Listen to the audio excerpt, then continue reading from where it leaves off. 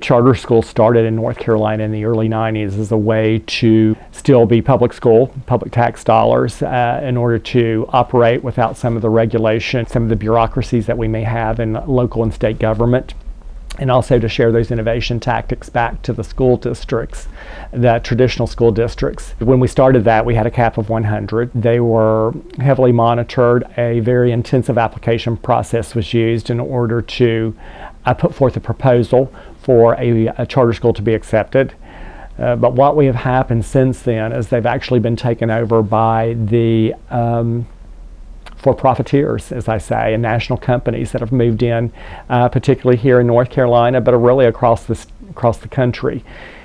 And a few years ago, of course, the General Assembly raised the cap, so we have lots of applications coming through now to the Board of Education. The Board of Education now has the approval authority for charter schools, and it's concerning to see the reason that we have public entities is so that they can have oversight and they can be accountable to elected officials.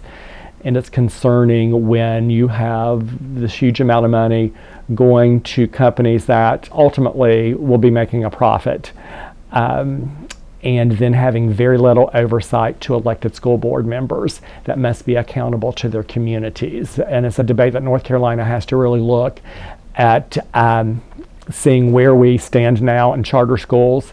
How can we have more oversight? How can we make sure that if we're going to coexist together, then should we not coexist and have the same requirements, such as every child is accepted? You have transportation, offer transportation and free and reduced lunch for those children who can't afford it.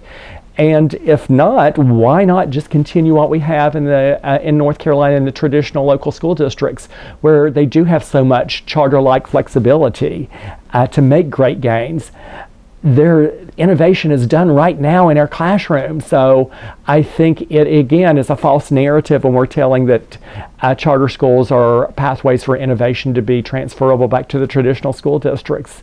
I see innovation happening every day in our poorest communities to our wealthiest school districts. So I really hope that the General Assembly will go back and look at our legislation on charter schools, and we've got to get a grip on it, because I think too many children are falling through the cracks. Too many practices that they're considering innovation are things that probably many of us would never do in our traditional school districts. So I would hope that maybe we would even form a commission in North Carolina to review our current policies and standards for charter schools.